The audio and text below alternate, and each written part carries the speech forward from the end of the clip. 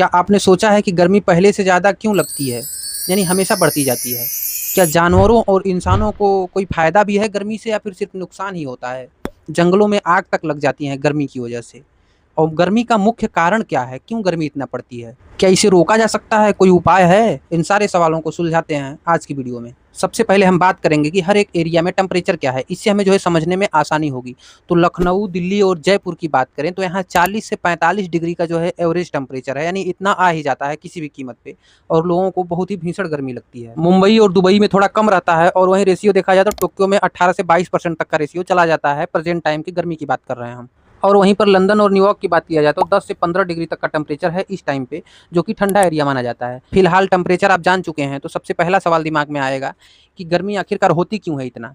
तो इसका कोई एक कारण नहीं है। इसे हमें नहीं कह सकते कि सिर्फ इसका ये वजह है और इसी वजह से जो है गर्मी पड़ रही है। इसमें बहुत सारे फैक्टर मिले होते हैं जिनकी वजह से गर्मी पड़ती है। सबसे पहला पॉइंट देखा जाए तो ग्लोबल वार्मिंग, जिसकी वजह से लगातार गर्मी बढ़ रही है और CO2 और ग्रीन हाउस गैसेज ट्रैप करती हैं, जिसकी वजह से हीट जो है उत्पन्न होता है और लगातार धरती के जो है टेम्परेचर बढ़ते रहते हैं।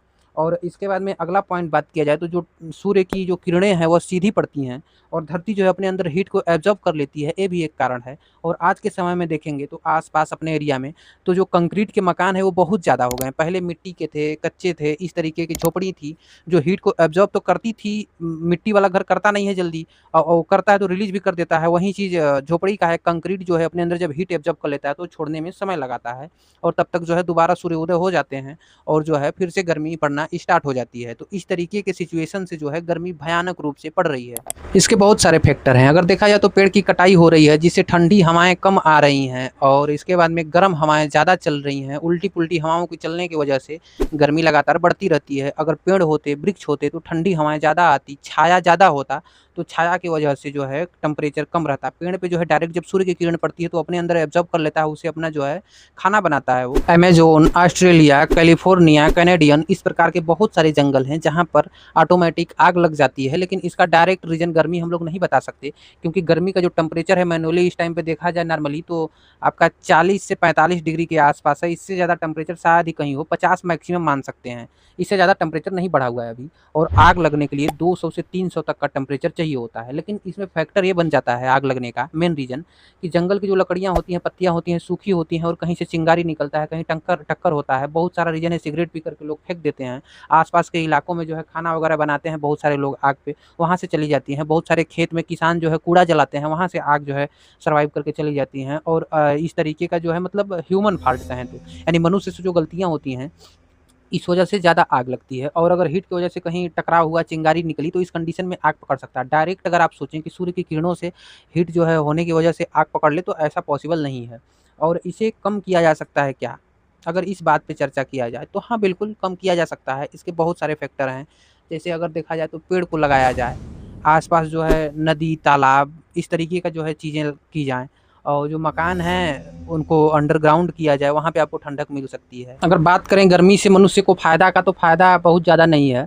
मनुष्य को बस यही होता है कि विटामिन डी मिल जाता है, तो वो चीज़ तो नॉर्मली ठंडी में भी आदमी ले लेता है, थोड़ा कम ही मिलता है, इसमें बहुत ज़्यादा होता है। तो इस तरीके का कंडीशन होता है, बाकी जो है नुकसान ही नुकसान है। अगर आप जो है इस तरीके से गर्मी में निकल गए बाहर, तो अगर गर्मी लग गई तो बहुत सारे लोग जो है गर्मी की वजह से मर जाते हैं और बहुत सारे लोग हॉस्पिटलाइज़ हो जाते हैं और जो है उनको दवा किया जाता है, इसके बाद सही होते हैं। अगर कमज़ोर हैं, बूढ़े-बुढ़ापे लोग हैं, तो उन लोगों को बचा करके रखिए ताकि सुरक्षित रहें और आप भी अपने आप को सुरक्षित रखिए, ना कि बाहर निकालिए। और गर्मी से देखा जाए तो जानवरों को मेरे को लगता है कि कोई वैसा ख़ास फ़ायदा है नहीं, उनको नुकसान ही नुकसान है। बहुत सारे कीटाणु हैं छोटे-छोटे जो मर जाते हैं, तो वहाँ पे इंसान को जो है कुछ फ़ायदा होता है। जैसे छोटे-छोटे मतलब जो कीटाणु होते हैं, जो नुकसान करते हैं इंसान को, तो उनकी जो है मृत्यु हो जाती है इतनी हीट से, तो वहाँ पे जो है सुरक्षित हो जाते हैं हम लोग।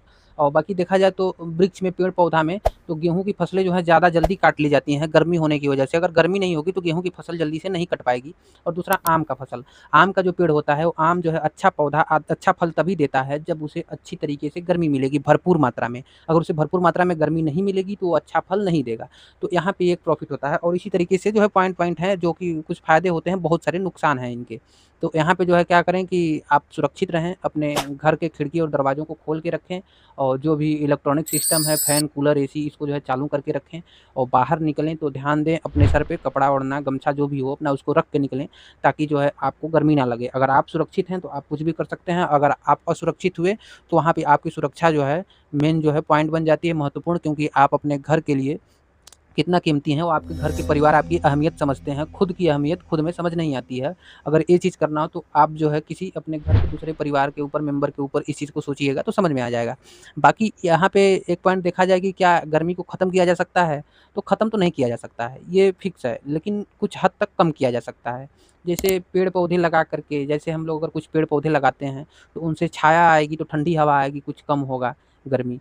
आस-पास पॉन्ड, तालाब, नदी, नहर ये सब जो होते हैं इन्हें जलाशय अगर बनाएँगे तो वहाँ से हीट जो है धरती के अंदर जो होती है वो ख़त्म होती है, तो वहाँ पे थोड़ा ठंडा यानी राहत मिलता है।